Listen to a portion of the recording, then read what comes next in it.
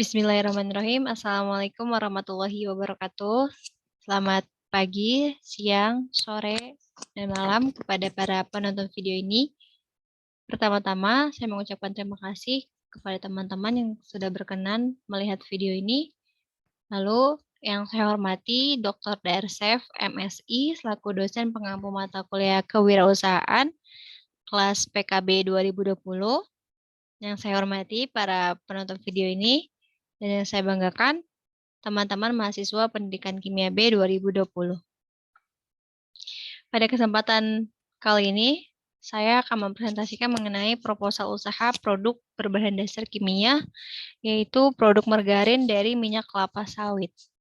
Video ini saya tujukan untuk memenuhi penugasan akhir mata kuliah kewirausahaan semester 116. Yang disusun oleh saya sendiri, Enda Siti Fauzia, dengan NIM tertera. Oke, lanjut. Jadi alangkah lebih baiknya, sebelum memasuki presentasi, kita berkenalan dulu dengan saya. Halo semuanya, saya Enda Siti Fauzia, mahasiswa Universitas Negeri Jakarta dengan NIM 130.362.0033 dari kelas PKB 2020. Pada kesempatan kali ini saya akan mempresentasikan proposal usaha. Oke, tanpa berlama-lama lagi, mari kita masuk ke sesi presentasinya. Adapun cakupan pembahasan yang akan saya sampaikan ada 5 poin atau 5 bab. Yang pertama, pendahuluan.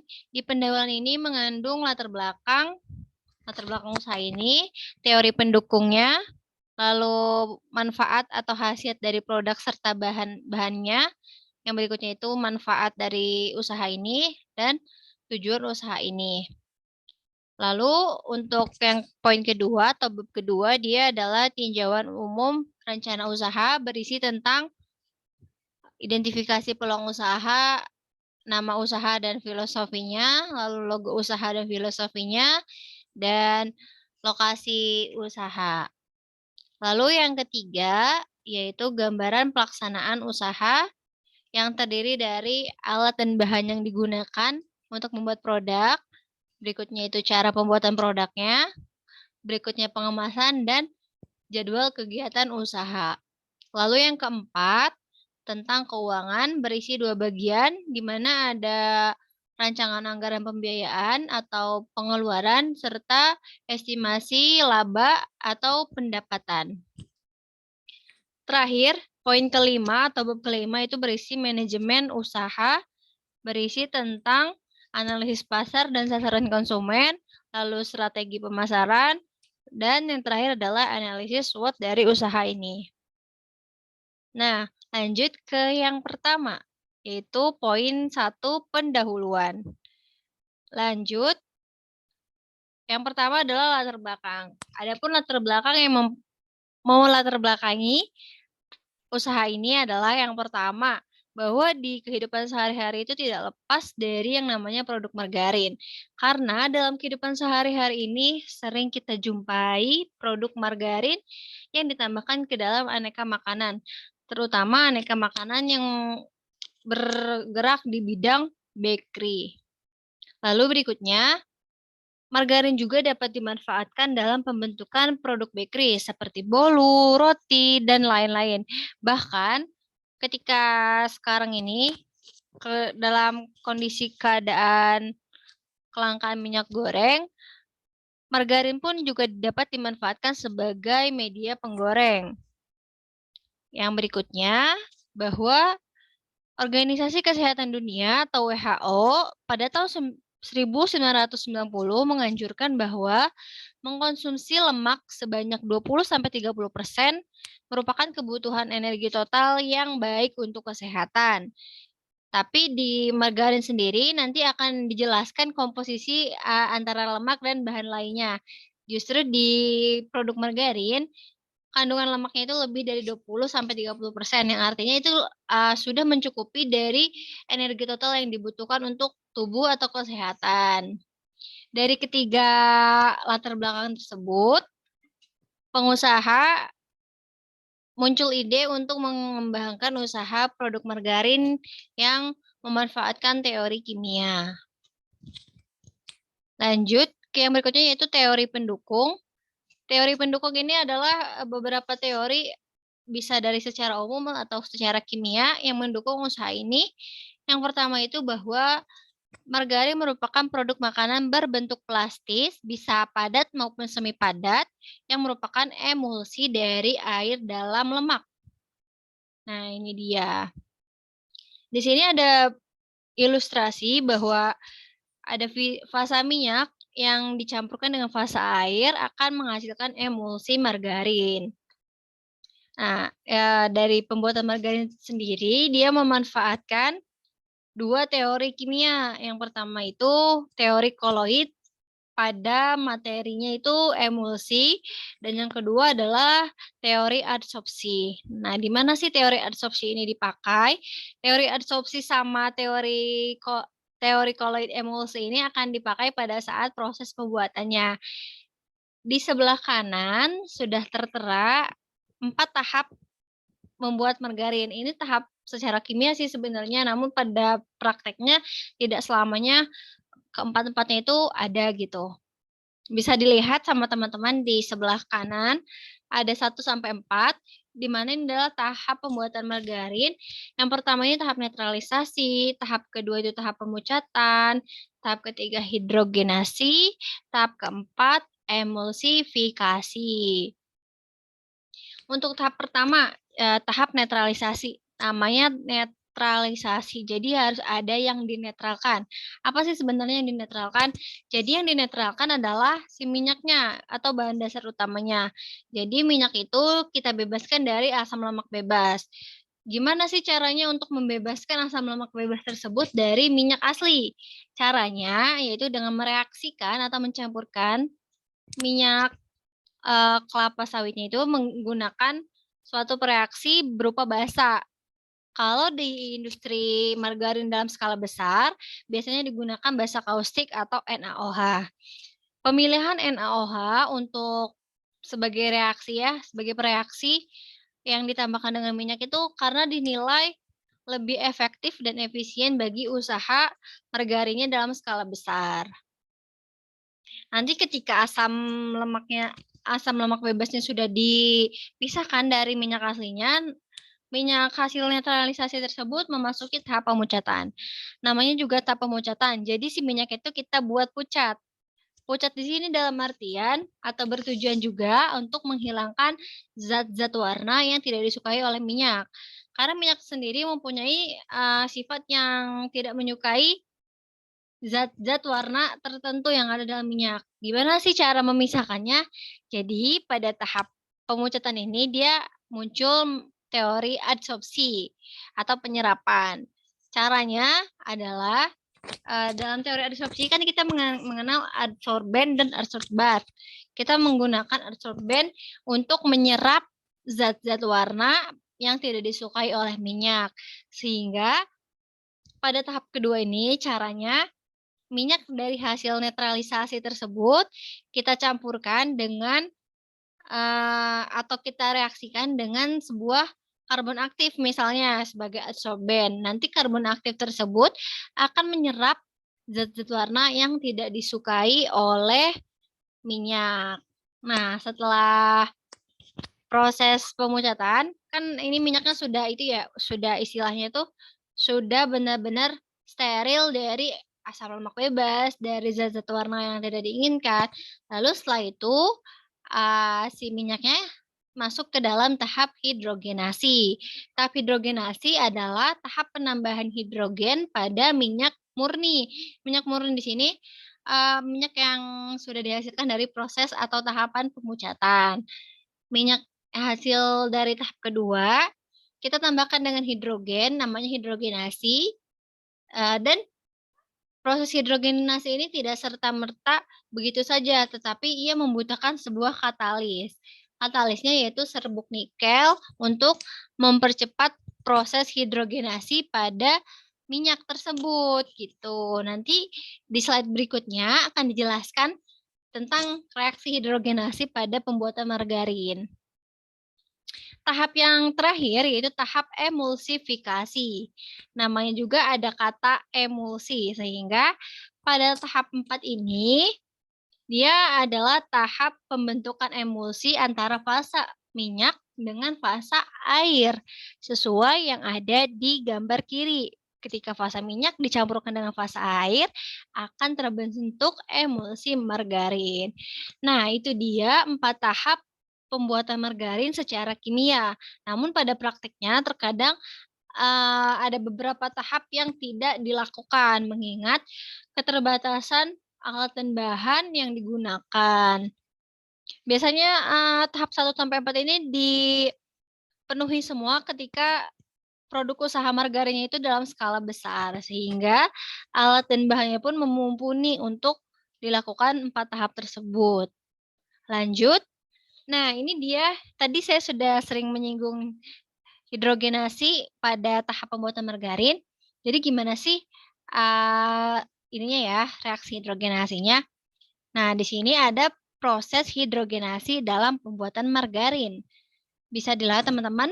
Jadi hidrogenasi ini adalah reaksi yang menambahkan gas hidrogen pada suatu reaksi ya, dalam hal ini minyak, yang nantinya akan melepaskan dan memutuskan ikatan rangkap yang ada pada minyak. Di sini minyak itu merupakan suatu senyawa alkena karena memiliki ikatan rangkap. Bisa dilihat saya perbesar. Jadi di sini ya yang saya maksud ikatan rangkap itu bukan ikatan rangkap C dengan O, tapi antar C atau C berikatan rangkap dengan C-nya juga. Nah, kalau misalkan dilihat dari gambar ini, jadi yang di sebelah kiri dia adalah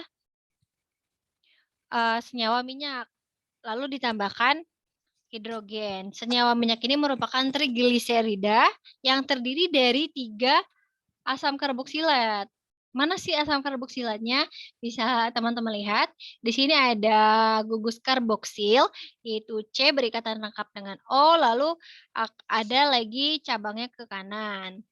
Kenapa disebutnya tri? Karena dia mempunyai 3 asam karboksilat.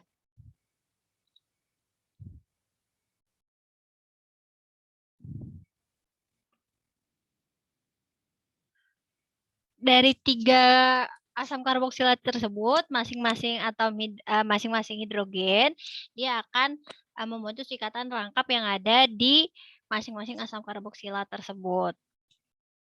Nah, ini dia hasilnya. Tapi kalau dilihat dari gambar ini kan kurang jelas ya mana yang ikatan rangkap antar C-nya. Bisa kita lihat di gambar berikutnya. Nah, ini gambar mungkin yang lebih jelas ya, teman-teman. Jadi, ini adalah seperti yang saya katakan bahwa yang sebelah kiri adalah senyawa minyak.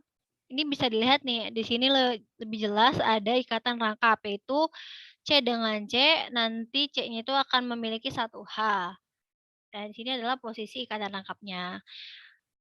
Minyak tersebut kita reaksikan dengan hidrogen dengan bantuan katalis nikel, maka atom hidrogen ini, mohon maaf, maksudnya hidrogen ini akan memutuskan ikatan rangkap yang ada di sini, sehingga di sini hanya ikatan tunggal semua atau alkena. Lalu bagaimana sih mekanisme reaksi hidrogenasinya? Kita bisa lihat di sini, saya sudah menuliskan. Ini masih sama seperti yang atas, ini tulisan saya. Jadi lebih jelasnya ini ada ikatan rangkap 2 antara C dengan C yang nantinya akan putus ikatan rangkapnya atau ikatan pi-nya itu akan putus. Kenapa ikatan pi akan putus? Karena ikatan pi itu lebih lemah dari ikatan sigma.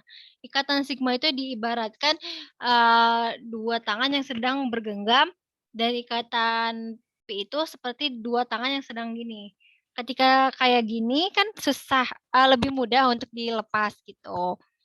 Makanya ikatan pi itu lebih mudah putus dibandingkan ikatan sigma. Lalu bagaimana sih mekanisme reaksinya? Nah, di sini saya ambil sampel ya. Misalkan CH strip 2 CH yang ini, gambarnya seperti ini. Jadi C ikatan dengan H, lalu ke sampingnya itu C ikatan rangkap 2 dengan C. Di sini jelas ada ikatan rangkap lalu direaksikan dengan H berikatan dengan H lagi. Jadi mekanismenya itu yang pertama pembentukan karbokation. Seperti yang kita tahu bahwa di ikatan rangkap itu terdiri dari ikatan pi yang sudah saya jelaskan.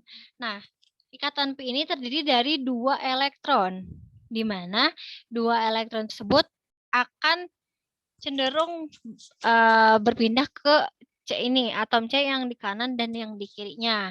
Sehingga atom C tersebut dia akan bermuatan positif atau yang dikenal sebagai karbokation. Tadinya kan ada ikatan rangkap elektron dengan elektron, tapi satu elektron berpindah ke C yang kiri dan satu elektron berpindah ke C yang kanan. Lalu ketika sudah terbentuk karbokation, kan di sini atom H itu punya satu elektron ya. Satu elektron dari H, ia akan berikatan dengan satu elektron pi hasil dari pemutusan ikatan tersebut. Sehingga H yang ini akan berikatan dengan C yang ini, dan H yang ini akan berikatan dengan elektron pi pada C yang ini. Sehingga terbentuklah seperti ini, ikatan baru C dengan H. Dan ikatan rangkapnya itu putus. Begitulah mekanismenya. Semoga bisa dipahami. Jadi dia tadinya ada ikatan rangkap, ketika direaksikan dengan hidrogen, dia akan terjadi pemutusan ikatan rangkap. Lanjut. Yang berikutnya adalah khasiat dari produk. Jadi produk yang saya usulkan adalah produk margarin. Produk margarin tersendiri memiliki komposisi yang terdiri dari komponen yaitu lemak 80-81%. Nah, pada latar belakang WHO itu menganjurkan mengonsumsi 20-30% lemak itu sudah merupakan suatu yang sehat bagi tubuh. Nah, apalagi ini yang lebih besar dari 20-30% yang dianjurkan oleh WHO. Lalu terdiri juga dari skim milk 14-16%, garam 3%, dan emulsifier 0,5%. Lalu vitaminnya 2,5% menurut Hutagalung 2019. Berikutnya ada tabel yang merupakan daftar zat gizi yang terkandung pada margarin. Bisa dilihat ada lemak, protein, air, karbohidrat dalam satuan gram, lalu ada energi dalam satuan kilokalori. Di sini ada jumlah. Berarti kalau kita baca bahwa dalam margarin itu terkandung 81 gram lemak, 0,06 gram protein, 15,5 gram air, 0,4 gram karbohidrat, dan 720 kilokalori menurut DKBM 2013. Lanjut, yang berikutnya adalah kandungan dari bahan-bahan yang digunakan. Nah, nanti di bab 3 atau poin 3 itu akan dijelaskan mengenai alat dan bahan yang digunakan untuk pembuatan produk. Jadi yang pertama itu ada telur ya sebagai bahannya itu, tepatnya sih telur kuning. Ini ada tabel zat gizi dari kandungan yang ada pada kuning telur, putih telur, serta telur utuh. Tapi kita fokus ke kuning telur karena digunakannya adalah kuning telur. Ada air, protein, lemak, mineral. Besarannya bisa dilihat bahwa dalam kuning telur ada 50-50,5% gram air. Ada 15-16,6 gram protein, 31-32 gram lemak, dan 0,8-1,5 gram mineral. Berikutnya adalah tentu bahan utamanya adalah minyak kelapa sawit ya. Jadi dalam minyak kelapa sawit itu mengandung fitonutrien yaitu karoten sebesar 400-500 ppm sebagai provitamin A dan vitamin E, tokoferol dan tokotrienol sebesar 500 ppm. Lanjut, yang berikutnya adalah tujuan usaha. Apa sih sebenarnya tujuan usaha ini? Jadi yang pertama itu, sorry ya agak buram, oke, udah jelas. Yang pertama itu karena saya berkecimpung di dunia kimia, lebih tepatnya itu pendidikan kimia, maka tujuan usaha ini yang pertama adalah menerapkan pengetahuan ilmu kimia yang saya miliki. Yang kedua adalah melatih jiwa kewirausahaan, dan yang terakhir Karena produk margarin ini terbuat dari bahan kimia dan notabene-nya masyarakat mengenal bahan kimia itu berbahaya, maka tujuan yang terakhir adalah memperkenalkan produk kimia yang ramah lingkungan. Dengan tujuan itu mengedukasi masyarakat bahwa tidak semua bahan kimia itu berbahaya gitu, padahal ada yang tidak berbahaya. Lanjut, yang berikutnya adalah manfaat produk. Ada 3 yang saya cantumkan. Jadi manfaat produk margarin ini, yang pertama itu sebagai bahan membuat cookies, kue kering, krim mentega, serta jenis kue lainnya. Jadi ini ke dalam pangannya ya. Lalu yang kedua yaitu sebagai pelapis dan membuat remah-remah. Yang ketiga yaitu mencegah terjadinya kerusakan alat pembuatan kue. Jadi lebih awet ya untuk alat pembuatan kuenya gitu, kayak mixer dan lain-lain. Oke, itu dia yang saya bahas pada poin 1 atau bab 1. Lanjut ke yang berikutnya, yaitu poin 2 tentang tinjauan umum rencana usaha. Lanjut, yang pertama itu ada identifikasi peluang usaha.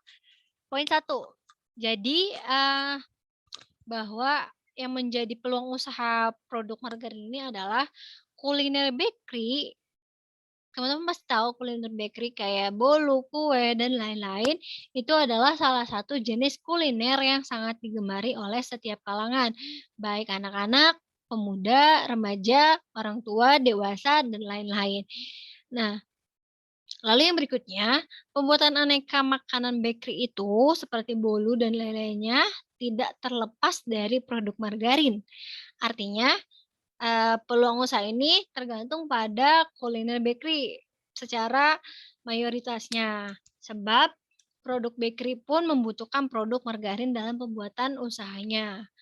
Yang ketiga, jadi kan bakery nih, ketika bakery itu meningkat permintaannya, seperti pada momentum tertentu, yaitu kayak perayaan hari raya, perayaan ulang tahun, perayaan syukuran, hajatan, dan lain-lain, itu ketika momen-momen seperti itu, maka permintaan pasar akan produk bakery itu akan meningkat, sehingga berimbasnya juga ke produk margarin. Ketika usaha bakery meningkat permintaannya, maka permintaan produk margarin pun dia akan meningkat. Nah, itulah yang menjadikan peluang usaha bagi saya untuk menciptakan produk margarin ini. Lanjut. Nah, ini dia. Jadi, suatu usaha tidak lepas dari namanya brand atau nama usahanya sendiri. Nama usaha yang saya rintis ini namanya adalah Sifau MCPO, yang terdiri dari kata Sifau dan MCPO, di mana Sifau ini adalah singkatan dari Siti Fauzia sesuai nama saya sendiri, di mana kata Siti itu merupakan memiliki arti perempuan dan Fauzia memiliki arti kemenangan. Sehingga Sifau digambarkan sebagai seorang pengusaha wanita yang meraih kemenangan atau kesuksesan dalam usaha. Lalu kata yang kedua adalah MCPO. MCPO sendiri adalah singkatan dari Margarine Crude Palm Oil, yaitu kalau CPO diartikan dalam bahasa Indonesia, yaitu minyak kelapa sawit, yang merupakan bahan utama dari pembuatan produk ini. Lanjut, yang berikutnya ada logo usaha dan filosofinya. Bisa dilihat di sebelah kanan, terdiri dari tulisan Sifau melingkar, ada wadah berwarna kuning coklat, ada elemen kelapa sawitnya 2, ada tulisan MCPO, ada tulisan sejak tahun 2022, dan ini ada elemen penutup. Gimana sih filosofi dari Sifau MCPO ini? Jadi, untuk filosofinya, pada tulisan Sifau melingkar ini, dia memiliki arti bahwa ini adalah bagian nama dari owner, yaitu Siti Fauzia yang disingkat menjadi Sifau. Lalu, pada elemen wadah kuning dan coklat ini memiliki arti jenis produk yang saya rintis, yaitu margarin. Yang berikutnya adalah elemen kelapa. Nih ada yang dua kanan ini di elemen kelapa memiliki arti bahwa bahan baku produk ini adalah minyak kelapa sawit. Tulisan MCVO ya memiliki arti bahwa ini merupakan nama brand dari produk usaha ini. Tulisan 2022 yaitu memiliki arti tahun perintisan usaha. Dan elemen penutup ini memiliki arti dari ornamennya itu memiliki arti kemenangan atau kesuksesan. Itu dia nama usaha dan logonya beserta filosofi masing-masing. Jadi harus diingat namanya usaha itu MCVO dengan logonya bisa dilihat. Yang berikutnya adalah lokasi usaha.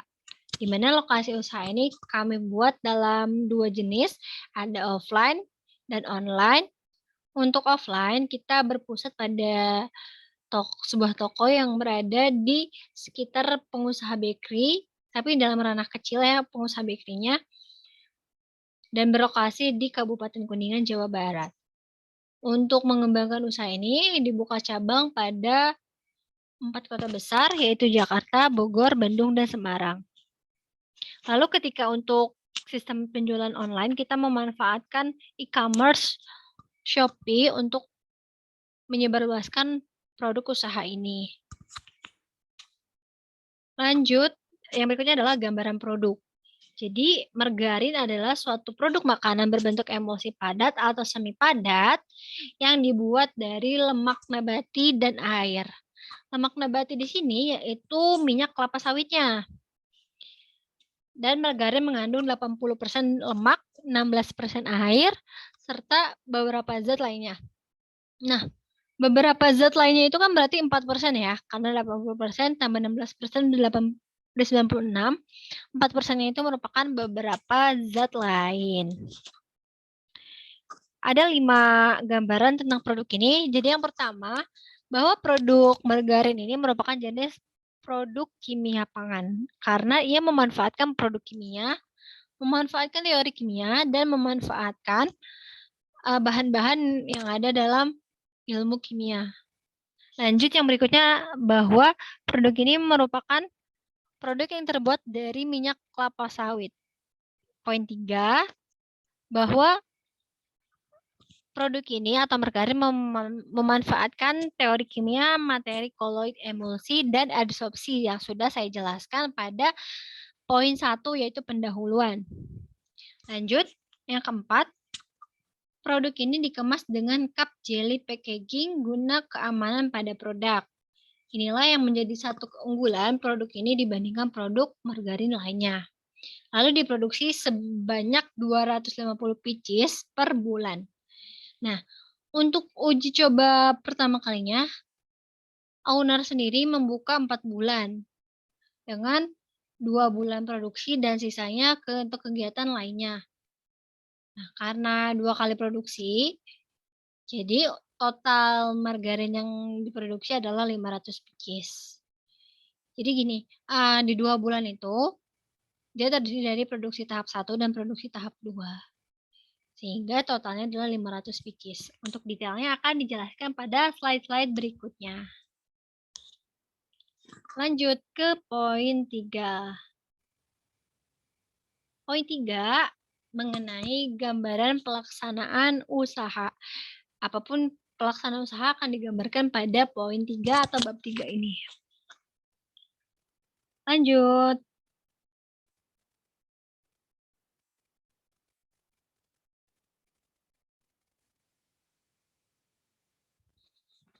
Di sini ada tabel alat yang digunakan untuk membuat produk margarin. Bisa dilihat ada 1 sampai 6. Itu ada neraca digital, ada mixer, ada wadah, ada cup kemasan plus tutupnya, ada stiker, ada kupon. Neraca digital ini dia berfungsi untuk menimbang atau menakar barang-barang dan bahan-bahan yang digunakan untuk membuat margarin. Nanti ada komposisi tertentu per bahannya yang akan dijelaskan pada slide-slide berikutnya. Lalu kedua, mixer. Mixer ini berfungsi untuk mencampurkan satu bahan dengan bahan yang lain agar tercampur merata.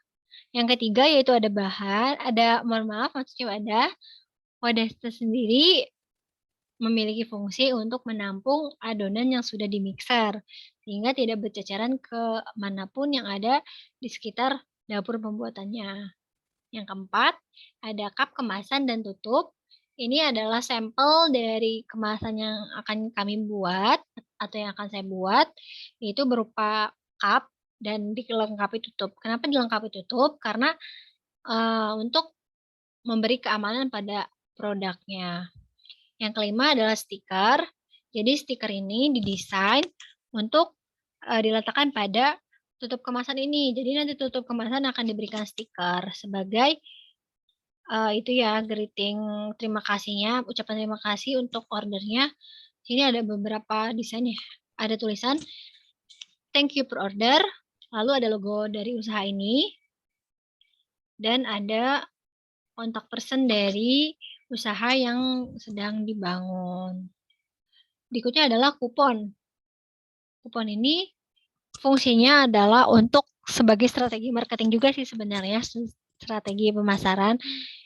Di sini nantinya ketika pembeli membeli 10 pieces, khususnya ya yang ecer, dia akan menerima 1 lembar kupon per pembelian 1 pieces. Sini ada tulisannya itu kupon penawaran, thanks per order. Ini mungkin agak buram.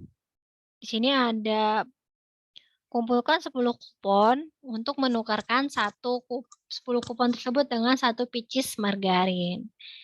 Nah, di sini ada hashtag 1, di mana berarti di sini adalah pembelian 1 atau pembelian pertama, nanti pembelian berikutnya akan ada hashtag 2, hashtag 3, dan seterusnya sampai hashtag 10.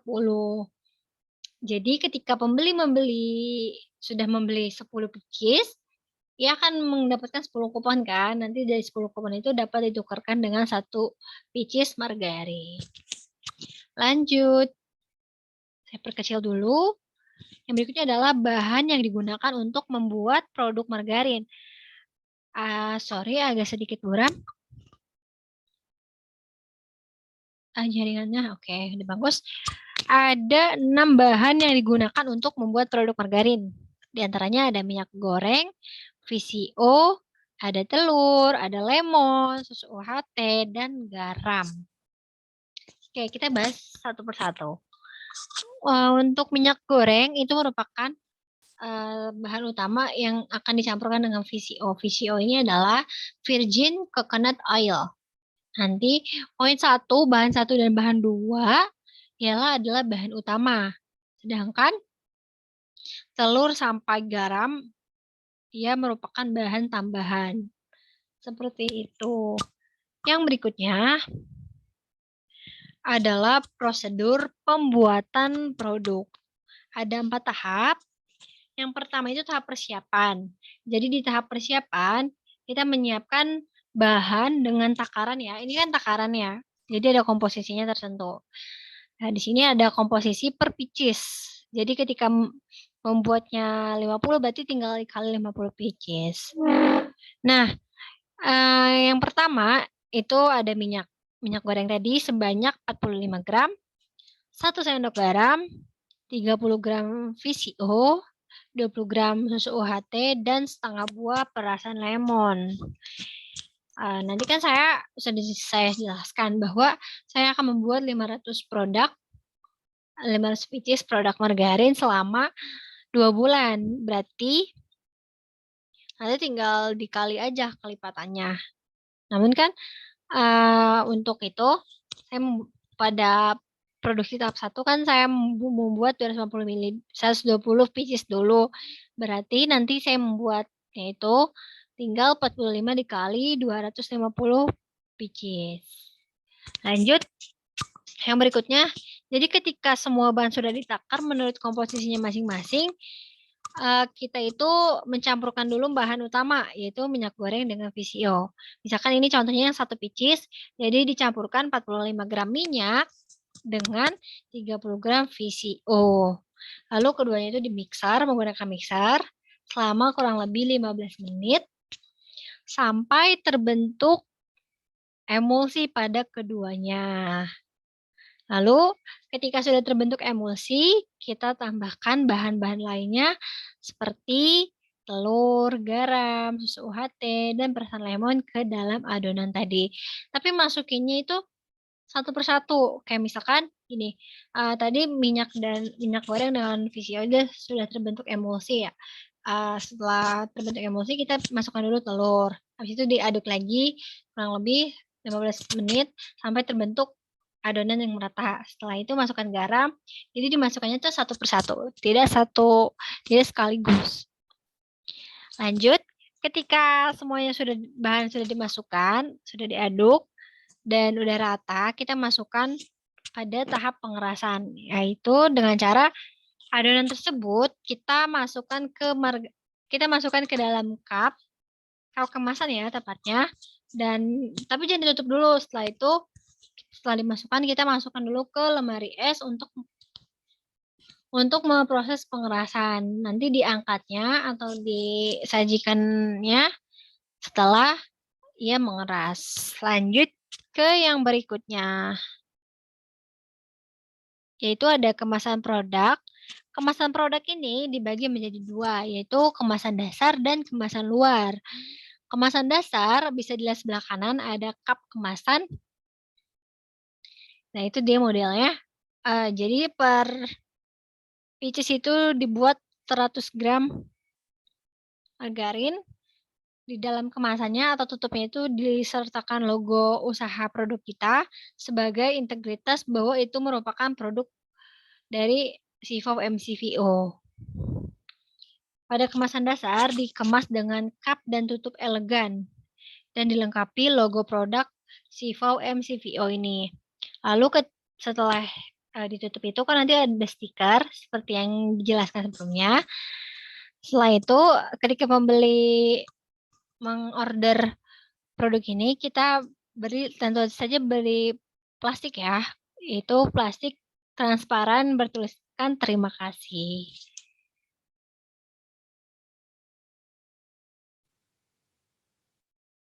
Lanjut, yang berikutnya adalah jadwal kegiatan hasil atau jadwal kegiatan usaha. Mohon maaf sekali di sini jaringannya emang agak kurang bagus, jadi agak buram share screen-nya. Kita tunggu sebentar sampai share screen-nya jelas kembali. Nah, ini sudah jelas. Jadi ada jadwal kegiatan sesuai owner bilang. Jadi ada satu kali uji coba sebanyak atau selama 4 bulan ini ya. Nah, ada bulan Juni, Juli, Agustus, dan September. Dengan masing-masing bulan itu ada 4 minggu. Minggu pertama, minggu kedua, ketiga, dan keempat. Kegiatannya bisa teman-teman lihat pada kolom sebelah kiri. Itu ada pengadaan barang, produksi tahap 1, pendistribusian ke toko cabang, penjualan tahap 1, produksi tahap 2, serta penjualan tahap 2 yang terakhir adalah diadakannya sebuah evaluasi untuk mengevaluasi semua dari mulai persiapan, penjualan, hingga pemasaran produk ini. Sehingga nantinya akan diperbaiki apa saja yang kurang untuk uji coba tahap kedua 4 bulan setelahnya.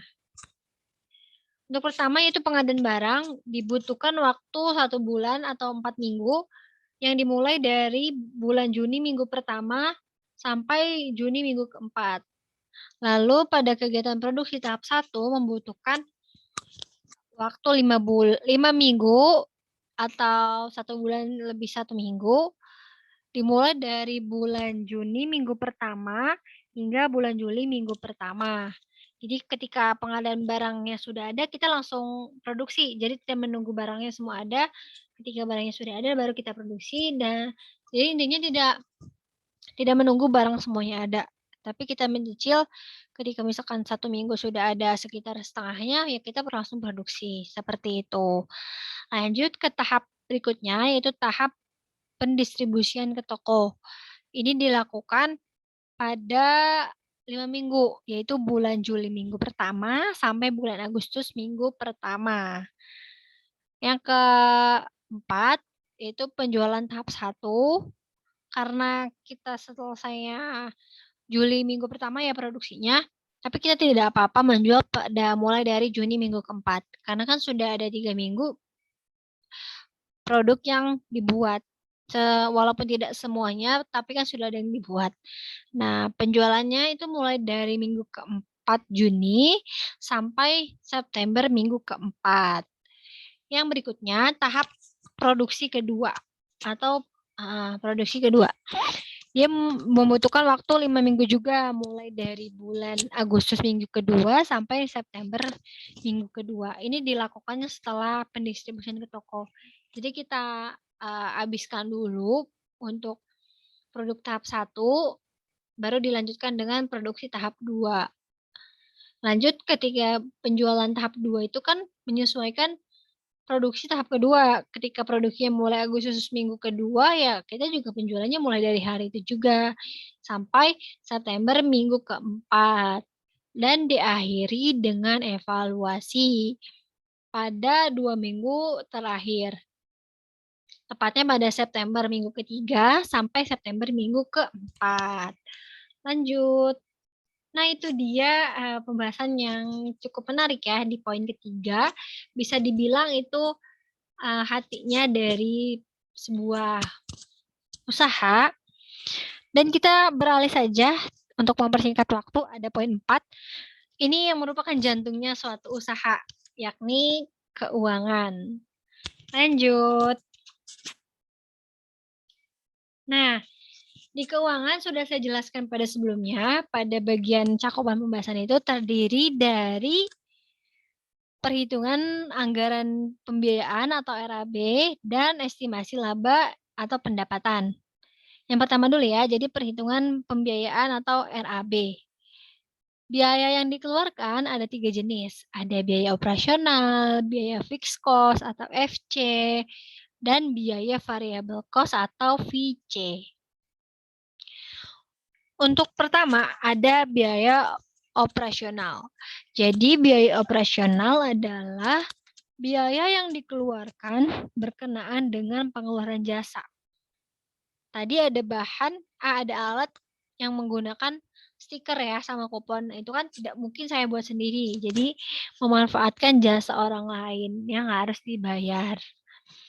Jadi contohnya itu untuk biaya operasional adalah misal kayak jasa pembuatan stiker, jasa pembuatan kupon. Nanti detailnya ada di slide berikutnya. Biaya yang kedua yaitu biaya fixed cost atau FC, yang mana biaya ini merupakan biaya yang dikeluarkan berkenaan dengan pengeluaran yang sifatnya sekali beli sama usaha. Jadi misalkan uji tahap 1 sudah selesai, uji tahap 2 dilakukan, pada 4 bulan setelahnya, itu ada barang yang hanya 1 kali beli. Misalnya kayak mixer, itu kan nggak mungkin 1 bulan sekali beli, nggak mungkin.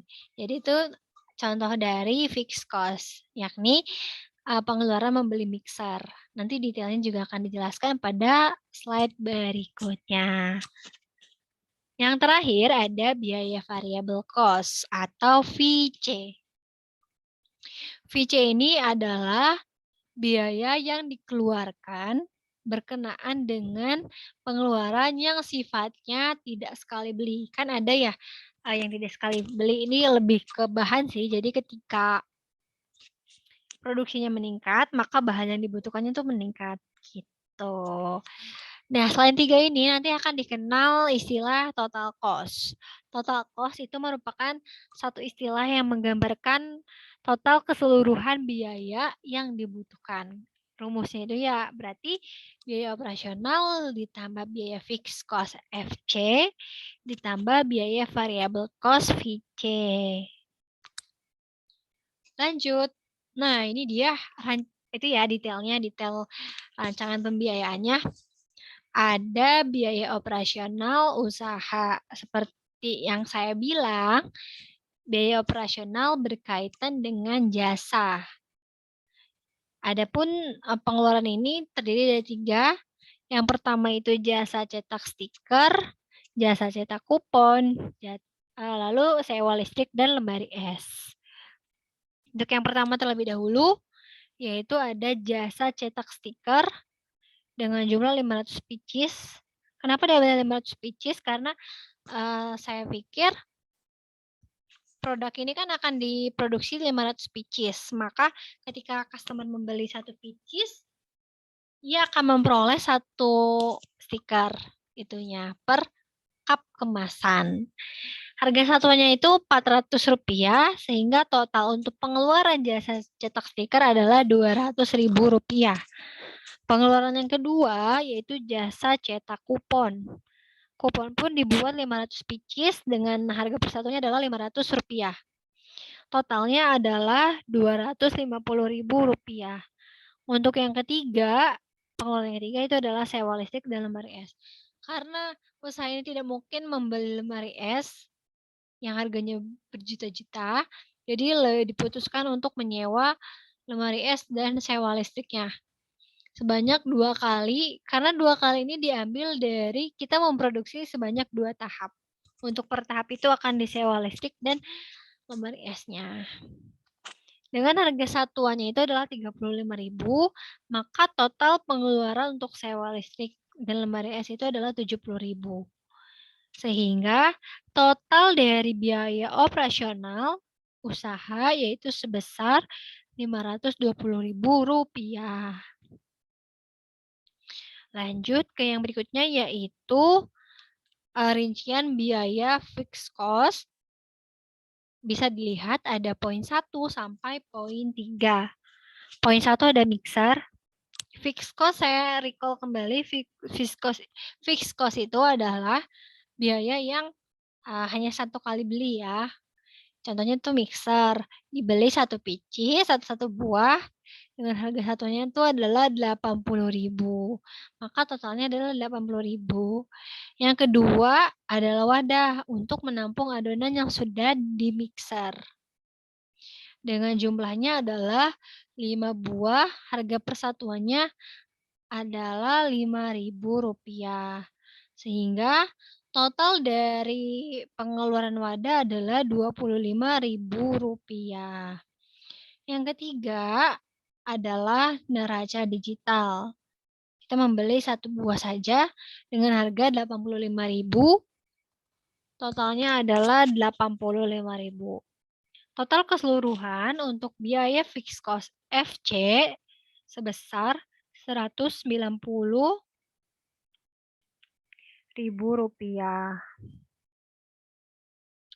Lanjut. Berikutnya adalah rincian pembiayaan variable cost atau VC. Variable cost ini sifatnya tidak sekali beli, yaitu berhubungan sama bahan-bahan biasanya. Ada poin 1 sampai 8. Poin 1 ada minyak, kita membutuhkan 25 liter. Ini dihitung-hitung sudah untuk kebutuhan 500 pieces margarin. Dengan harga persatuannya atau per liternya itu Rp23.000, total Rp575.000. Lalu pengeluaran yang kedua ada garam. Garam ini dibutuhkan sebanyak 4 buah atau 4 buah dengan harga persatuannya itu Rp4.000. Maka total untuk pengeluaran garam adalah Rp16.000. Lanjut, yang berikutnya adalah VCO. Di mana untuk VCO ini dibutuhkan sebanyak 15 liter dengan harga per liternya itu Rp100.000, maka total adalah Rp1.500.000. Yang keempat adalah telur, dibutuhkan sebanyak 1,5 kg sebesar Rp22.000 per kilonya. Maka total pengeluaran untuk telur saja Rp33.000. Yang berikutnya adalah susu UHT, diperlukan 10 liter dengan harga per liternya adalah Rp16.000. Total keseluruhan pengeluaran susu UHT adalah Rp160.000. Untuk poin 6 adalah lemon dibutuhkan 1,5 kg dengan harga per gramnya itu adalah Rp14.000. Maka total pengeluaran lemon itu yakni sebesar Rp21.000. Nah, yang berikutnya adalah cup kemasan plus tutupnya. Ini yang fantastis, yaitu dibutuhkan 500 pieces dengan harga per satunya itu Rp2.000. Totalnya untuk pengeluaran cup kemasan dan tutup adalah 1 juta. Yang terakhir, yaitu plastik untuk sebagai kemasan luar. Dia diperlukan 2 pak dengan satuannya itu Rp7.000. Totalnya adalah Rp14.000. Sehingga jika ditotalkan untuk biaya variable cost dibutuhkan biaya sebesar Rp3.319.000. Lanjut, ada total anggaran. Total anggaran atau disingkat TC, total cost, ia adalah jumlah dari biaya operasional, biaya fixed cost, biaya variable cost. Bisa dilihat di kolom sebelah kanan. Biaya operasional sebesar Rp520.000, biaya fixed cost Rp190.000, dan biaya variabel Rp3.319.000. Total anggaran keseluruhannya adalah Rp4.029.000. Oke, lanjut ke berikutnya. Tadi tentang rancangan anggaran pembiayaan atau pengeluaran ya. Lanjut ke rancangan pendapatan. Terdiri dari penentuan harga jual, analisis BEP, analisis estimasi laba. Untuk menentukan penentuan harga jual, kita harus tahu dulu total cost, biaya produksi per piece-nya, dan harga jual. Lalu di estimasi laba, kita harus tahu dulu income kotor, dan income bersih, lalu keuntungan. Lanjut ke penentuan harga jual terlebih dahulu. TC yang sudah dibahas tadi dalam tabel terakhir, TC atau total anggaran sebesar Rp4.029.000. Dengan biaya produksi per piece-nya itu dengan rumus biaya sama dengan total cost dibagi jumlah produk. Sehingga biaya produksi per piece adalah Rp4.029.000 dibagi 500 pieces, maka per piece-nya itu dibutuhkan biaya Rp8.058. Lanjut ke penghitungan harga jual per pieces. Harga jual itu dirumuskan dengan biaya produksi per pieces ditambah keuntungan yang diinginkan. Nah, keuntungan yang diinginkan oleh owner adalah sebesar 20%. Sehingga harga jualnya adalah Rp8.058 ditambah 0,2 dikali Rp8.058. Didapat dalam perhitungan harga jualnya itu 9.669 yang dibulatkan menjadi 10.000. Sehingga satu produk CFO MCPO ditawarkan seharga Rp10.000. Lanjut ke yang berikutnya, yaitu analisis BEP dan estimasi laba. Yang digunakan adalah BEP unit dengan rumusnya itu total biaya dibagi harga jual per unit, maka BEP per unit itu adalah Rp4.029.000 dibagi Rp10.000 karena yang ditawarkan adalah Rp10.000. Maka BEP unitnya itu adalah 403 unit. Sebenarnya hasilnya itu 402,9 unit, tapi dibulatkan jadi 403 unit. Nah, 403 unit ini mengartikan apa sih sebenarnya? Jadi, 403 unit ini artinya pada penjualan produk 403 unit, maka pengusaha ini akan balik modal dan mendapat keuntungan pada penjualan ke-404. Seperti itu. Lanjut ke estimasi laba. Karena sudah dijelaskan sistem penjualannya itu adalah dua sistem, online dan offline, di mana online kita memanfaatkan e-commerce Shopee. Tentunya di Shopee tersendiri memiliki kebijakan potongan administrasi sebesar 2%. Maka income bersih per picisnya kan income kotornya itu kan 10.000 per picis atau harga yang kita tawarkan gitu. Tapi income bersihnya adalah 10.000 dikurangi 2% dari 10.000. Maka income bersih per picisnya itu 9.800. Artinya ketika sudah terjual satu produk Sivo MCPO, kan harga aslinya 10.000, tapi dipotong Rp200 untuk sebagai admin di Shopee sendiri, dan yang kita dapat sebesar Rp9.800. Maka total income bersihnya adalah ya tinggal dikali 500 pieces karena dijualnya 500 pieces. Sehingga total income bersih adalah 4.900.000. Di mana laba yang akan diperoleh ada sebesar, rumusnya dulu ya, rumusnya itu adalah total income bersih dikurangi dengan modal. Maka laba adalah Rp4.900.000 dikurangi Rp4.029.000. Maka didapatkan laba atau keuntungan sebesar Rp871.000. Lanjut ke yang berikutnya. Nah, itu dia tentang perhitungan keuangan dan dari mulai anggaran pembiayaan dan estimasi pendapatan. Poin terakhir yaitu poin kelima tentang manajemen usaha. Kita lanjut. Jadi di sini terdapat analisis pasar dan konsumen terlebih dahulu. Bisa dilihat yang sebelah kanan ini adalah analisis pasarnya.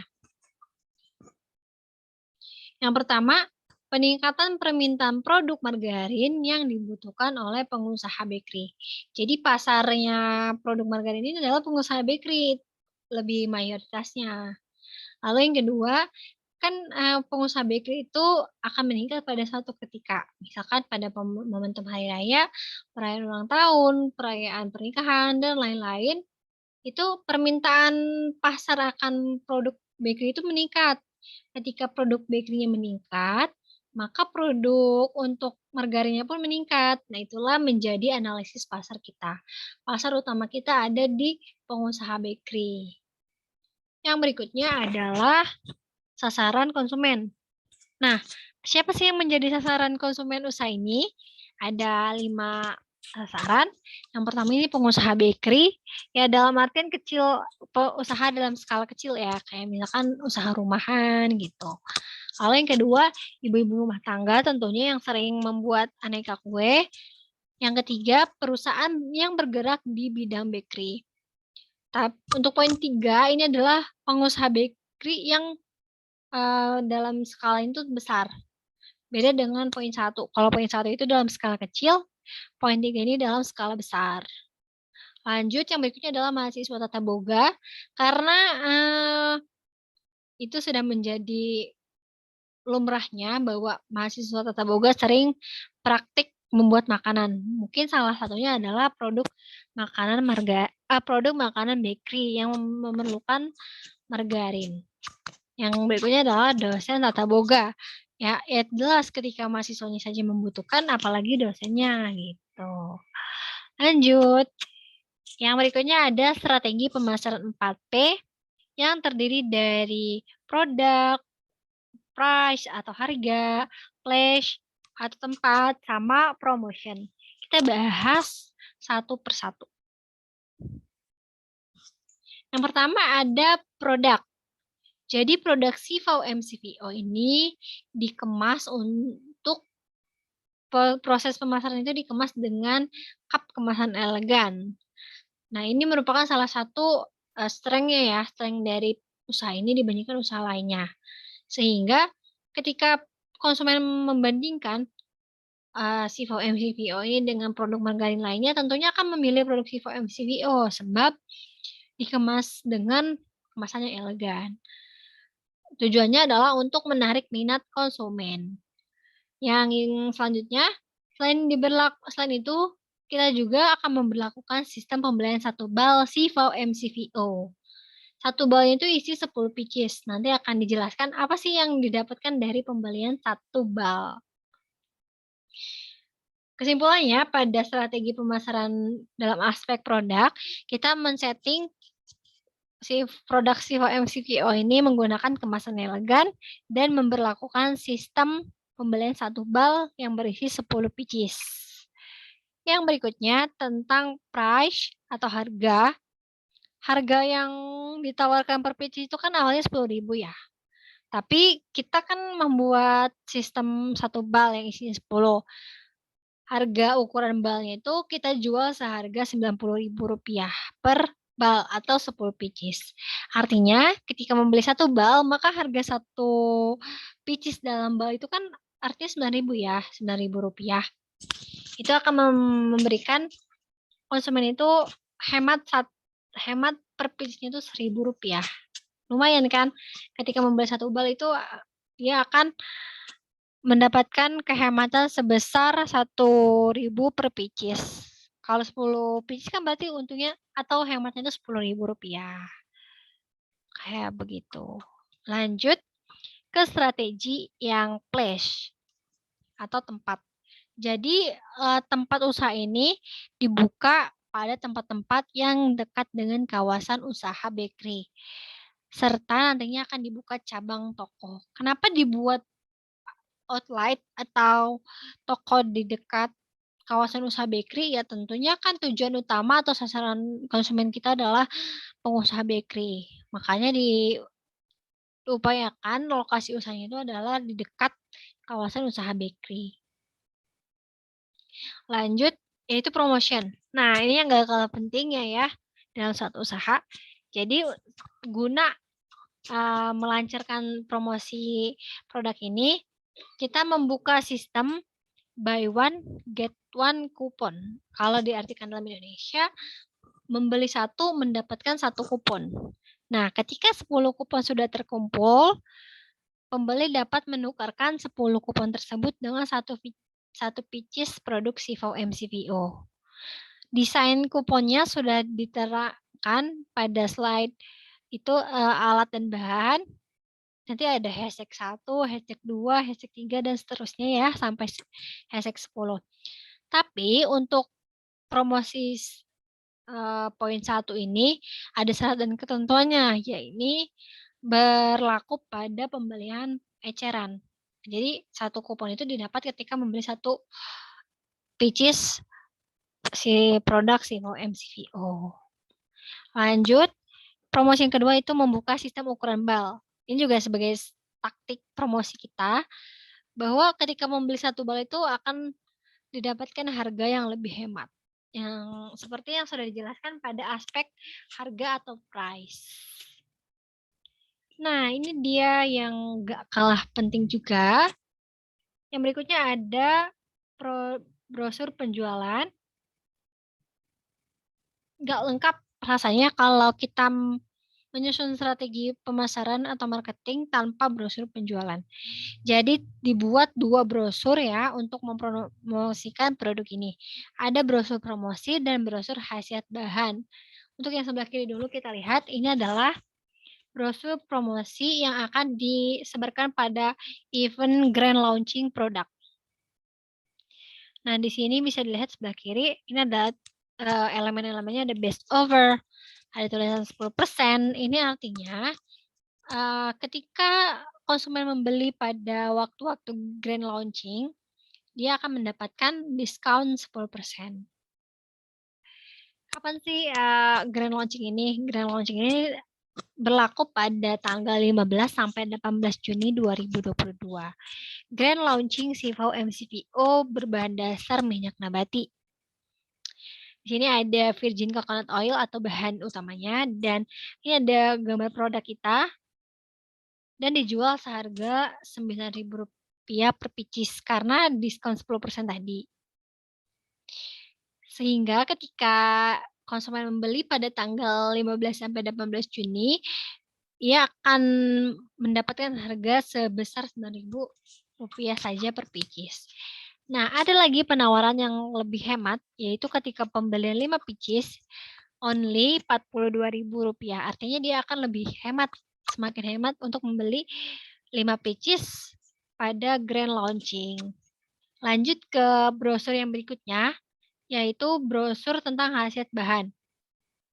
Jadi karena produk ini terbuat dari bahan kimia yang dinilai pada secara general itu dinilai berbahaya, padahal pada pembuatan margarin ini tidak berbahaya.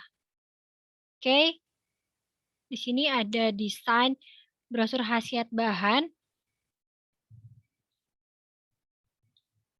Tak lupa juga disertakan logo dari usaha ini ya.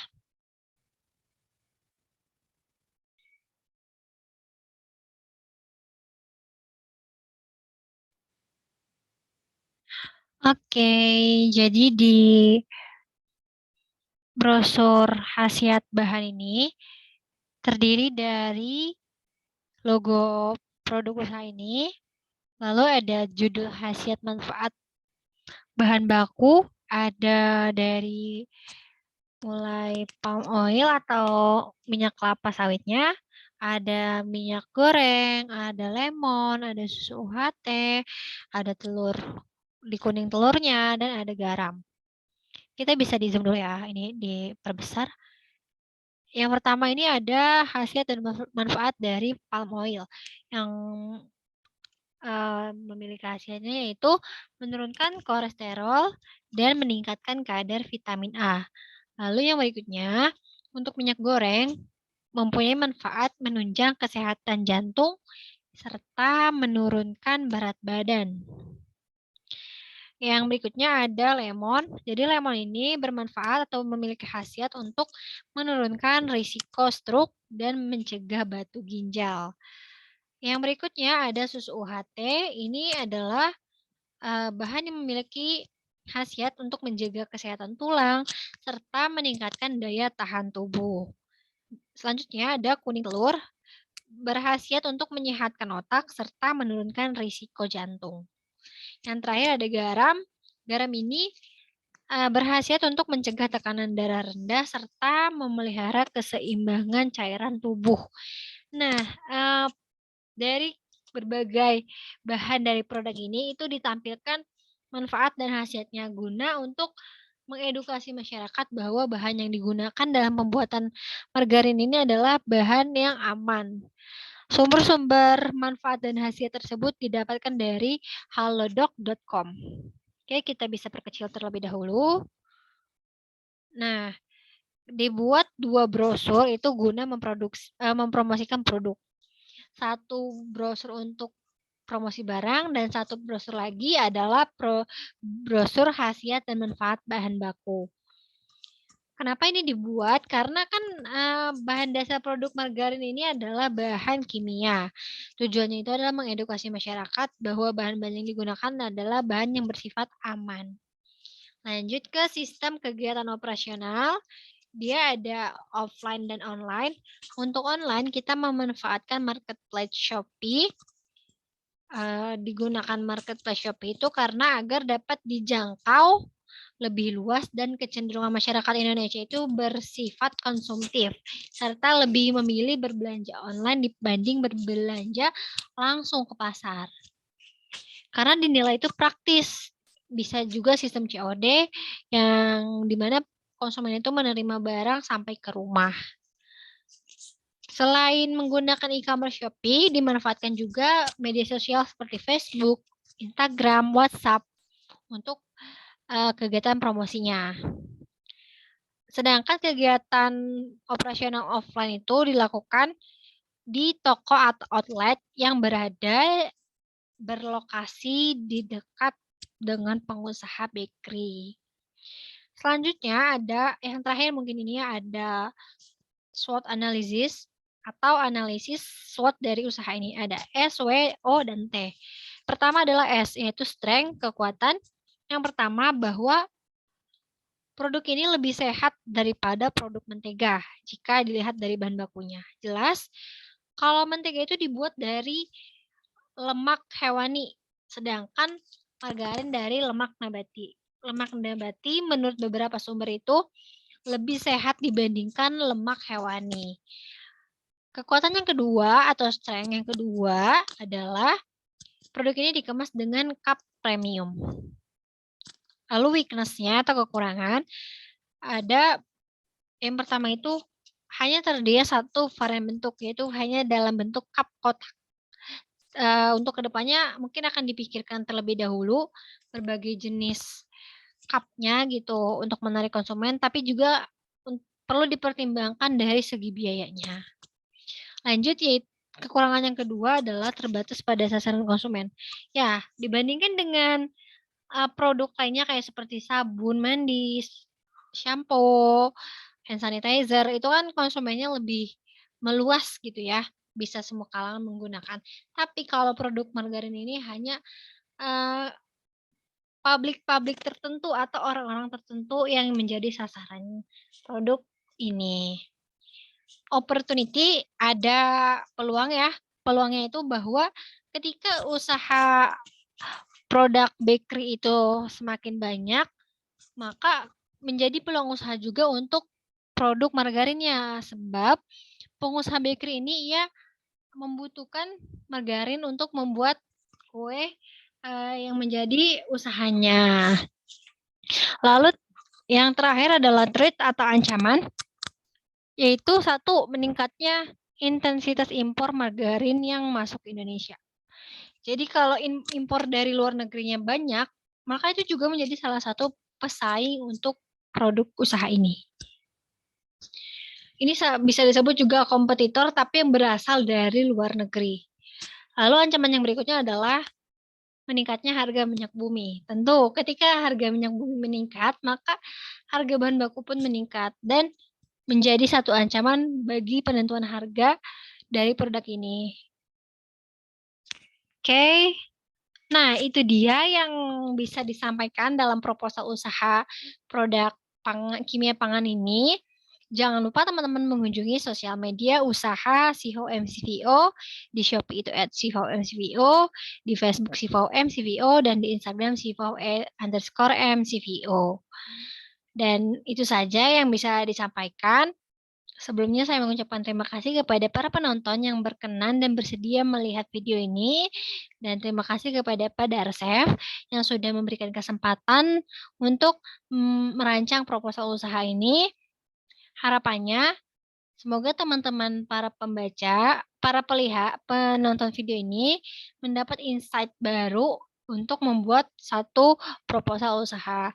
Dan besar harapan saya, semoga video ini diterima dengan baik oleh para penonton dan dapat mendatangkan pelajaran atau satu kebermanfaatan kepada teman-teman semuanya. Dan harapan dari saya pribadi, semoga tugas ini mendapat nilai maksimal atau nilai optimal, yaitu A. Terima kasih atas perhatiannya. Kurang lebihnya mohon maaf jika ada kesalahan kata, kesalahan ucap, kesalahan ketik, kesalahan perbuatan, mohon dimaafkan. Saya Enda Siti Fauzia, pamit undur diri. Wassalamualaikum warahmatullahi wabarakatuh. Sampai jumpa di video selanjutnya. Bye-bye.